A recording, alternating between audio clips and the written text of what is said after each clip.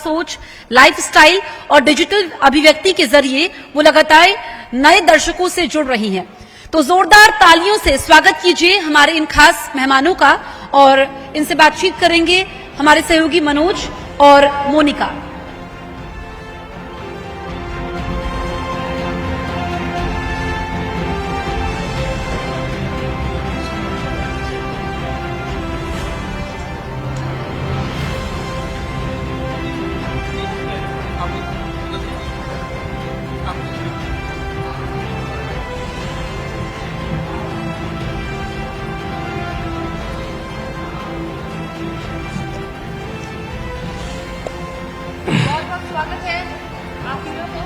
Thank you so much ma'am. Thank you so hello. तो एक बार जोरदार तालियों से स्वागत कीजिए आदर्श, आकृति और नैनी तिवारी का। बहुत बहुत स्वागत है आपका न्यूज 18 इंडिया के डायमंड स्टेज समेत छत्तीसगढ़ में। Thank you so much. How excited are you for this session? बहुत ज्यादा मतलब ये एक ऐसा एक्सपीरियंस होने वाला है जो शायद हमारे जितने भी व्यूअर्स हैं वो देखेंगे तो उनको बहुत खुशी होगी। और ऑब्वियसली बात है ये एक एक्सपीरियंस है आप लोग के साथ यहाँ पे मंच शेयर करने का, उसके लिए बहुत बहुत धन्यवाद। नहीं हमको ये लगता है कि सोशल मीडिया इन्फ्लुएंसर्स मतलब हम लोग भी एक्साइटेड फील कर रहे हैं, क्योंकि कई बार मीडिया में काम करते हुए हमें लगता है कि हम बहुत मेहनत करते हैं और हम अपनी बात उतने लोगों तक कई बार नहीं पहुंचा पाते हैं, लेकिन आप लोग पहुंचा देते हो। तो इसका जो हमको थोड़े से टिप्स से शुरुआत करो, हम लोगों को कुछ टिप्स दो कि कैसे आप लोग इतने जल्दी तेजी से वायरल पॉपुलर ये कंटेंट बनाते कैसे हो। और तीनों से मेरा ये सवाल है। इस मंच से अगर आपको एक वायरल कंटेंट बनाना हो जो तेजी से वायरल हो जाए, हमारे छत्तीसगढ़ का समय सुपर हिट हो जाए, तो क्या वो कंटेंट हो सकता है? मैम अगर वायरल कराना है जगह को कंटेंट को वायरल होना चाहिए वो सुपर वायरल। उसके लिए ना मैं सवाल पूछूंगा फिर आपको जवाब देना होगा। क्योंकि देखिए ऐसा है कि आप लोग जो काम करते हैं एकदम पारदर्शिता से करते हैं और आप लोग उसमें झूठ नहीं बोल पाएंगे। आप पारदर्शिता नहीं करते हो। तो ऐसे हम कंटेंट हम आपसे पूछ सकते तो शायद वो वायरल तो हो गई होगा और बाद में मजा आएगा आपको काफी। चलिए आप मोनिका से पूछिए। आगे की मैं कंटिन्यू करती हूँ। हाँ, जैसे आप न्यूज रिपोर्टर्स हैं तो आपको पता ही होगा कि वायरल करने के लिए सनसनीखेज ये एक शब्द ही बहुत काफी है, कंट्रोवर्सी काफी है। तो आपने जहां पर लोगों को कुछ मसाला, कोई गॉसिप, कोई अंदर की बात दे दी, उसी तरह तो वही की वही वो आपके हो गए तुरंत। मैंने देखा। और दूसरा इसका पहलू, एक उल्टा पूरा पहलू मैं बोलूंगी कि आप ब्रूटल सच बोल दो, सबसे ज्यादा सच बोल दो। जैसे ही आप सच बोलोगे आप इंसान को हमेशा के लिए जीत लोगे। आकृति, आपकी प्रोफाइल में पढ़ रही थी, आपने लिखा है कि डिससैटिस्फाइड पर्सन, मतलब क्या आपको ऐसा लगा कि मुझे सोशल मीडिया इन्फ्लुएंसर बनना है? Why was this? मतलब एक्चुअली हमको भी ऐसा कभी कभी लगता है, हमें काम में दिलचस्पी नहीं आती, हमको भी सेटिस्फेक्शन नहीं होता, लेकिन हम रिस्क लेने से थोड़ा डरते हैं। और मुझे लगता है कि बहुत सारे बच्चे जो सुन भी रहे होंगे आपको रिस्क लेने से डरते हैं। आपके मन में कैसे आया कि मुझे ये करना है, छोड़ दो सब कुछ? एक्चुअली मेरे ना लाइफ के गोल्स बहुत अलग थे। हर लड़की के साथ वो होता ही है कि आप बचपन में मतलब कुछ और सोचते हो, कॉलेज आते तक वो चेंज हो जाता है, उसके बाद फिर चीजें और इवेंट्स जो भी होते हैं ना लाइफ के वो और बदलते चले जाते हैं। तो मेरे साथ भी वही चीज हुई। मैंने अपने लिए एक आईटी प्रोफेशनल की जॉब सोची हुई थी करने के लिए। उसके बाद धीरे से ये समझ में आया कि कंटेंट राइटिंग में और कंटेंट क्रिएशन में मैं अच्छी हूँ काफी। मैंने अपने एक एमबीए के दोस्त के लिए एक ऐसे लिखा था, तो कॉलेज लेवल पे, यूनिवर्सिटी लेवल पे वो मैंने यूं ही लिख दिया था जैसे मुझे स्कूल में आदत। क्या ऐसे, क्या टॉपिक क्या था, सब्जेक्ट क्या था? उनका first week in the college. तो उन्होंने मुझे रात को, मुझे याद है 10 बजे के करीब उन्होंने मुझे बताया कि कॉलेज में एक हफ्ता क्या क्या हुआ, एक हाईलाइट दिया। और सुबह तक मैं रात भर बैठ के वो ऐसे लिखती रही। 2:30-3 बजे तक मैंने वो ऐसे लिख के उसे ऑनलाइन भेजा।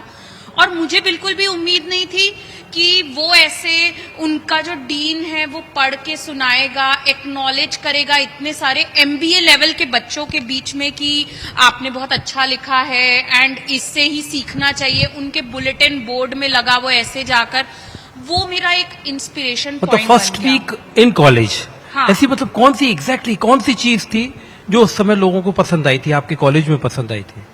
सर मैं आपको सच बताऊं, मैं सिर्फ गो विद द फ्लो बोलकर ना वो ऐसे लिखती चली गई थी। आज आप मुझसे पूछेंगे कि उसमें मैंने क्या लिखा था तो मुझे एक लाइन भी याद नहीं है, क्योंकि मैं एक कॉन्वेंट स्कूल से आती हूँ, तो हमें क्या है वो इंग्लिश में ऐसे लिखने की आदत बचपन से ही रही है। हाँ, मेरा एक सवाल है, जैसे आर्टिफिशियल इंटेलिजेंस और सोशल मीडिया इन्फ्लुएंसेस, ये कहते हैं कि जो मतलब आपके ऊपर भी एआई का खतरा है, क्या ये सच है? देखिए ऐसा है कि हेलो आवाज आ रही? हाँ, एआई एक ऐसी चीज है जो अगले 3 साल या 5 साल या फिर शायद अगले साल तक में काफी सारी चीजें बदल सकती हैं। तो ये बोलना बिल्कुल झूठ नहीं होगा कि इन्फ्लुएंसर्स को रिप्लेस करना थोड़ा मुश्किल है, क्योंकि हम भावनाओं के साथ रहते हैं उनके। एआई में बस एक ही चीज नहीं है, बाकी वो हम सबसे बेहतर है, पर उसमें भावना नहीं है। वहां पे आप कोई भी चीजें नहीं लगा सकते। जो हमसे लोग जुड़े हुए हैं वो दिल से जुड़े हुए हैं, हमारी बातों को समझते हैं और सुनते हैं और उसमें रिएक्ट करते हैं। तो बस उस मामले में हम हमेशा आगे रहेंगे। पर नो डाउट आज एआई से हम हेल्प लेके बहुत सारे काम करते हैं। कुछ ऐसे कंटेंट हम बनाते हैं जहां पर हमको लगता है कि यार ये मदद कर सकता है और हम कर भी रहे हैं। बेसिकली मेरा जो बैकग्राउंड है, मैं इंजीनियरिंग बैकग्राउंड से आता हूं और मेरा जो मेन काम है as a PR agency owner हूं मैं। हमारे अंडर में बहुत सारे ऐसे क्लाइंट्स होते हैं और सेकंड चीज इंस्टीट्यूट है हमारी जिसमें हम एआई की कोर्सेज भी सिखाते हैं। मैं खुद भी बहुत सारे क्लासेस लेता हूं कई बार। तो ये मुझे पता है भाई फ्यूचर तो वही है, बट हम उस फ्यूचर को अपने सराउंडिंग कैसे अपने साथ काम करा सकते हैं और अपना चीज बेहतर बना सकते हैं। आज हम कोशिश करते हैं जब भी कोई कंटेंट बनाते हैं उसके पीछे बहुत रिसर्च लगती है, बहुत मेहनत लगती है। हम कंटेंट शूट करने के बाद एडिट करते समय अपने एडिटर के साथ बैठते हैं। ये सब तो आप लोग के साथ भी होता है कई बार। ये दोनों जो हैं, ये दोनों हमारे पेट की मतलब डाइट के लिए काम करते हैं, फूडी लवर्स हैं दोनों। जी, जी। और जो नैनी है, और नैनी जो है वो बेसिकली वो ऑथर भी है, और वो जैसे कहे ना आपके मन की जो वो है ना, नैनी की बात नहीं हो रही जरा। नैनी आप बहुत शांत हैं, आप राइटर भी हैं, ऑथर भी हैं, पोइट भी हैं, तो मुझे लगता है इससे बेहतर मंच तो नहीं होगा। और शुरुआत भी मैं आपसे कुछ सुनना चाहूंगी, कुछ छत्तीसगढ़ के स्टाइल में कुछ सुना दीजिए आज इस मंच पर। और श्रृंगार रस इनका फेवरेट है। श्रृंगार रस देखिए ऐसा होता है कि रसों का राजा कहा जाता है श्रृंगार रस को। सभी रस अधूरे हैं श्रृंगार रस के बिना, तो मैंने इसीलिए श्रृंगार रस को चुना है। और मुझे देख के तो वीर रस वाली फीलिंग आपको भी नहीं आएगी, ना हास्य रस ना करुण रस। जहां तक हो सके श्रृंगार की फीलिंग आएगी मुझे देख के, तो मैं श्रृंगार पर ही कलम चलाती हूँ। अच्छा। और रही बात छत्तीसगढ़ी की, तो मैंने छत्तीसगढ़ी में भी कलम चलाया हुआ है, क्योंकि ये मेरी क्षेत्रीय भाषा है, मैं शुरू से इससे जुड़ी हुई हूँ। तो मैंने एक गीत लिखा था छत्तीसगढ़ी में, मोर बैरी से, ये एक आर्मी सॉन्ग था। अच्छा। जो मैंने एक लड़की को यहाँ पे रह के, जो अपने पति जो देश में रक्षा कर रहा है, तो उसको सोच के मैंने लिखा था। मोर बैरी सजन अब आ जा रे, तै पीरित के रीत निभा जा। मोर बैरी सजन अब आ जा रे, तै पीरित के रीत निभा जा। तोरे अगोरा माहे घर अंगना ओ गाँव रे, ओ जिंदगी के कोनो नहीं है छाव रे। तोर सुरता दिन रात सताए, आँखिले आंसू बहाए रे। झर झर झरना ये पुरवैया, पीरित के आगी लगाए रे। मोर चूड़ी कंगना के खन खन रही रही तोला बुलाए रे। आँखी के काजर चमके पायल बिंदिया तोला बुलाए रे। तोरे अगोरा चढ़्यो छत मां कई घाव रे, हो जिंदगी के कोनो नहीं है छाव रे। तो ये मैंने लिखा था, इसमें मेल का भी अंतरा है, फीमेल का भी अंतरा है। मेल जो है वो कहता है, कैसे तोला बताओ संगी, तोर बिन सुनना मोर गीत रे। तै मोर जिंदगी के फुलवारी, ओ तही तो अस मोर प्रीत रे। झन कर बेते चिंता सजनी, मोर माया के मीत रे। तोरे तपस्या मा तो हो ही, तोरे पीरित के जीत रे। तेरा चाहे रही बेमाहुर अपन पाँव में, हो मोर गोरम घर अंगना गाँव है। ऐसे ये 3 अंतरा का सॉन्ग है। बहुत खूब आसान लिखना बहुत कठिन काम है, और आपने आसान लिखा है। जी जी, ये क्षेत्रीय भाषा का मेरा है, बाकी मैं कलम तो हिंदी उर्दू जैसे अच्छा, कई शब्दों बार में- ऐसा होता है कि बहुत सारे लोग अपनी क्षेत्रीय भाषा में कंटेंट नहीं बनाना चाहते, उनको लगता है कि उस तरीके से वायरल नहीं होगा कंटेंट। मैं आप तीनों से पूछना चाहूंगी, आपको क्या लगता है कि वाकई में ही एक इन्फ्लुएंसर के मन में ये आती है बात कि क्षेत्रीय भाषा का मैं इस्तेमाल ना करूं, हिंदी में बोलूं या इंग्लिश में, ज्यादा लोगों को समझ आएगा? नैनी, आपसे शुरुआत करते हैं, फिर एक एक करके। नहीं, ऐसा कोई बात नहीं है। यहाँ पे क्षेत्रीय भाषा को सभी लोग जो है प्राथमिकता देते हैं, और यहाँ पे कई इन्फ्लुएंसर मैं ऐसा देखती हूँ सोशल मीडिया में जो हमेशा ठेठ छत्तीसगढ़ी भाषा में उन्होंने कंटेंट बनाया है और वायरल भी अच्छा खासा हुए हैं वो लोग। तो ऐसा कोई डर की भावना नहीं आपका है। कौन सा क्षेत्रीय भाषा- कंटेंट सबसे ज्यादा, कौन सी कविता सबसे ज्यादा वायरल हुई?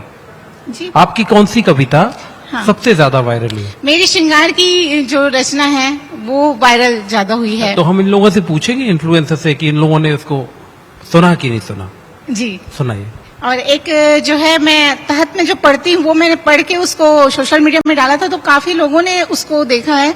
जैसे छिपकर तकदीर से मेरी एक रात मिलने आना तुम, मखमली बाहों से अपनी मुझको गले लगाना तुम, लेकर हाथों में हाथ मेरा थोड़ा सा मुस्कुराना तुम, रखकर मेरी गोद में सिर थोड़ा चैन पाना तुम, तेरी आंखों में खुशियों की झलक मैं देखूंगी, बिखेर कर जुल्फों को मैं जुल्फें फिर समेटूंगी, थोड़ा प्यार तुम देना थोड़ा साथ मैं दूंगी, फिर हथेली गालों पे तुम हाल मेरा पूछ लेना, पास बुलाकर चुपके से कानों में कुछ कह देना, होठों की चुप्पी देख आंखों की बात समझना तुम, तेज होती धड़कन और सांसों की बात समझना तुम, अल्फाज मेरे तुझसे मिलकर गीत जब बन जाएंगे, तब चमन के फूल को कांटे भी राह दिखाएंगे, चोरी से हम दोनों एक दूजे में खो जाएंगे, तेरे मेरे दर्द मिलकर साथ अश्क बहाएंगे, अब वापस अपनी दुनिया में लौट जाना तुम, लेकर मेरी यादों के जुगनू हर शाम जगमगाना तुम, तारों की उजली दुनिया में बन चांद मुस्कुराना तुम,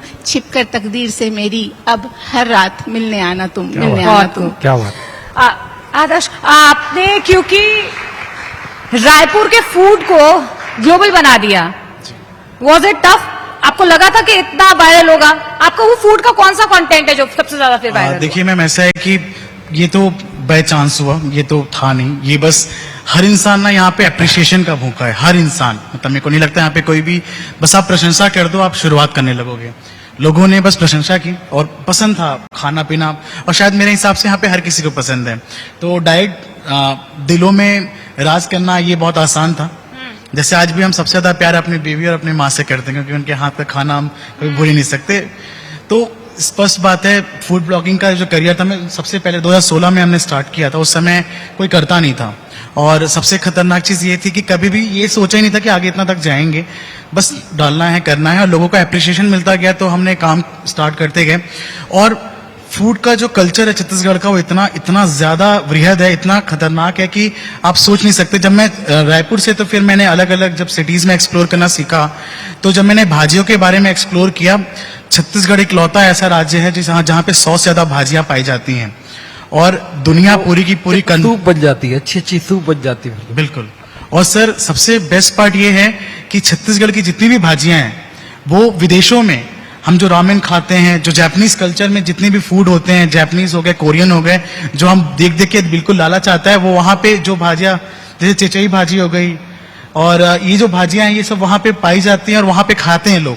और यहाँ पे हम इसको सोचते हैं सिंपल सा है, भाई ये सिंपल सा नहीं है।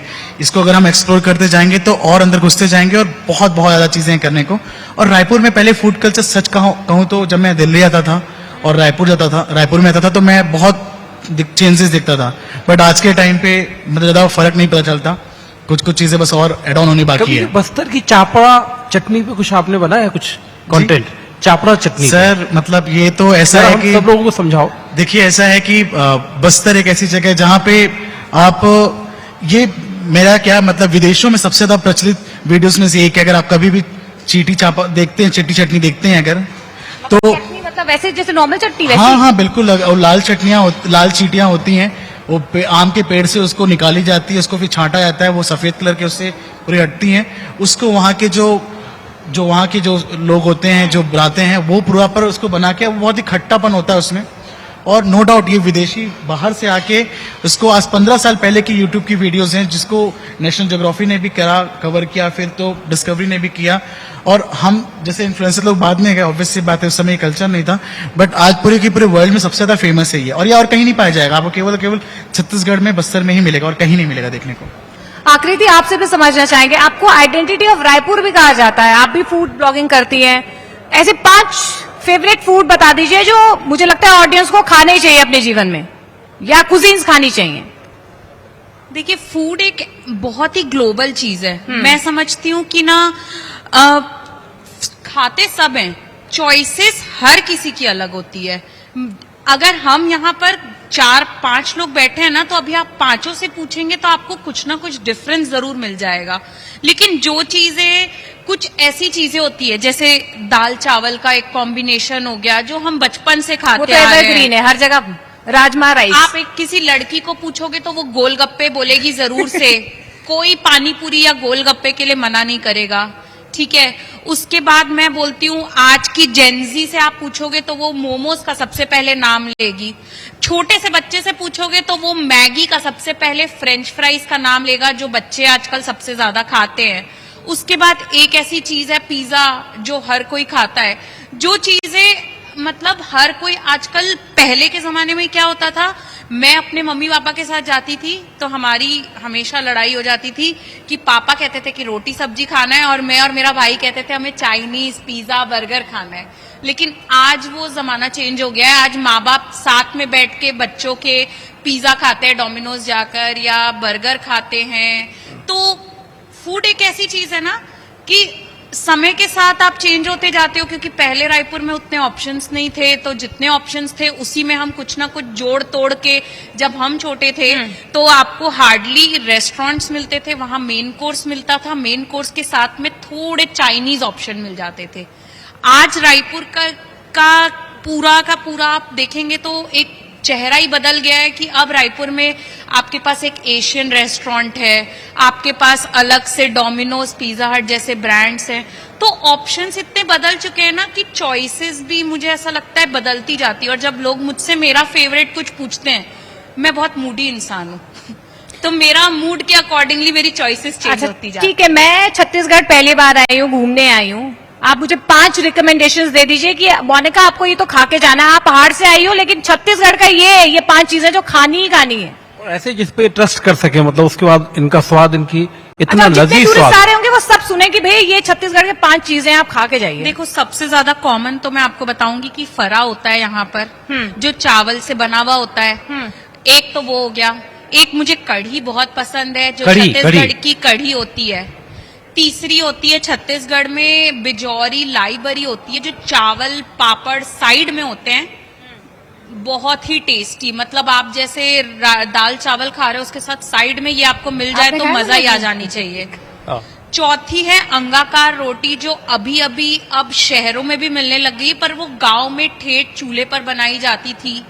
और एक फिर कुछ मीठा होना चाहिए तो, या नमकीन होना चाहिए तो ठेठरी, कुर्मी, ऐसी चीजें भी हैं जो मैं आपको बोलूंगी। ये सब एकदम टिपिकल, मैं आपको छत्तीसगढ़ी चीजें बता रही हूँ, वो चीजें नहीं बता रही हूँ जो आपको छत्तीसगढ़ के बाहर मिल सकती है। ये आपको बिल्कुल नहीं मिलेगी छत्तीसगढ़ मतलब ये सारी चीजें जो आपने बताई वो जेनजीज में जा रही है, लोकप्रिय हो रही है क्या?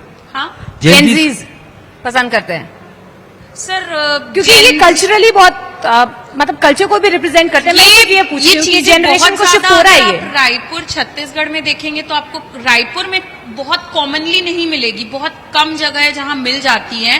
लेकिन हाँ, हमारे पास गढ़ कलेवा, हमर कलेवा, ऐसे कुछ ऑप्शंस हैं जहां पर जेनजी भी अब धीरे धीरे उस चीज को अडेप्ट करके ट्राई करना चाह रहा है। इनफैक्ट मैंने आज ही एक वीडियो डाली है फरा फैक्ट्री के नाम से।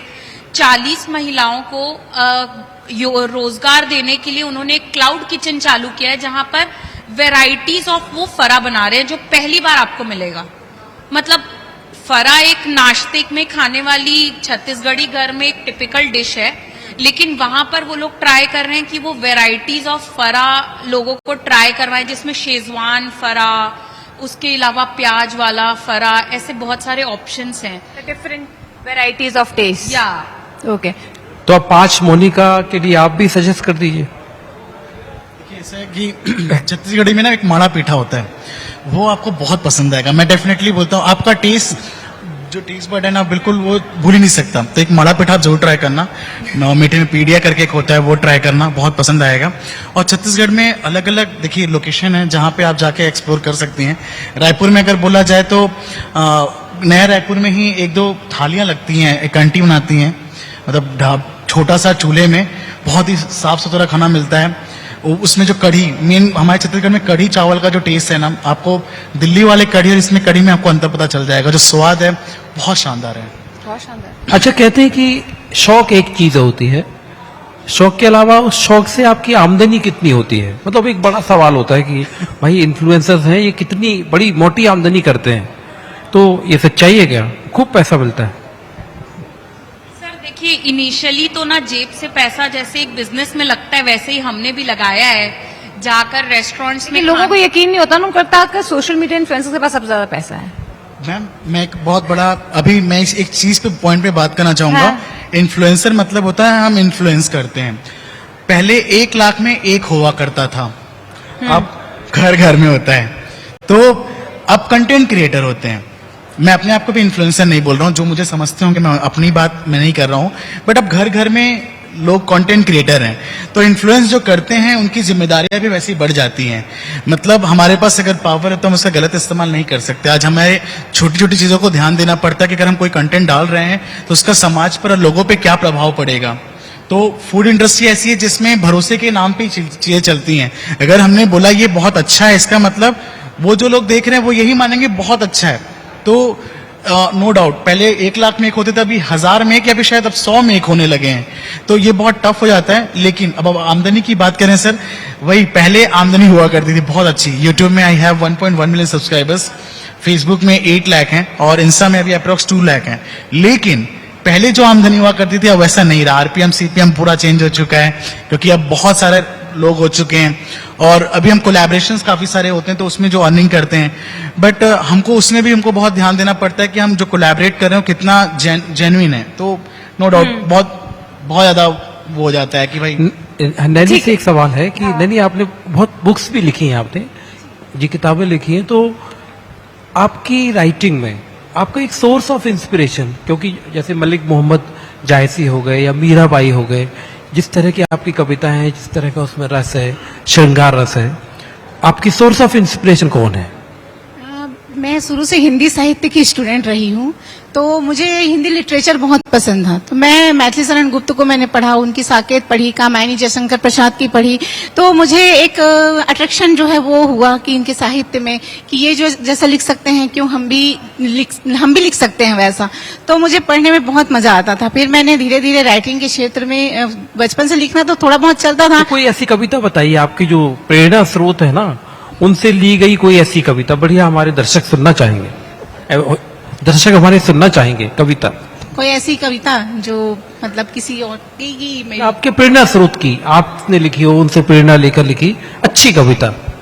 अच्छा, ऐसी कोई कविता जैसे कि शिवमंगल सिंह सुमन है ना, उनका मैं पढ़ती हूँ, वो मुझे पसंद है। तुलसीदास जी है, महाकवि कालिदास हुए हैं।